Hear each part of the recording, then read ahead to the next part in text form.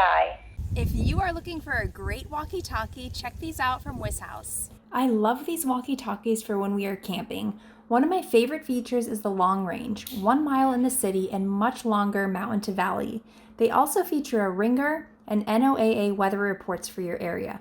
Plus the SOS and flashlight add nice safety features for your family.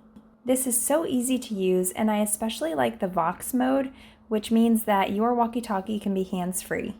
Check out a sample of the ringer and the weather report. If there's an emergency in your area, it will also broadcast that. Marine forecast for the following coastal waters 20 nautical miles. This afternoon. I really like this light at the top, and these walkie-talkies actually ended up saving little Timmy's life. Take a look at this. Mark, this is Ashley. Over. Go ahead. Come quick. Little Timmy, stuck in the well. Oh no, I'll be right over. With the quick capabilities of this walkie-talkie, little Timmy was okay.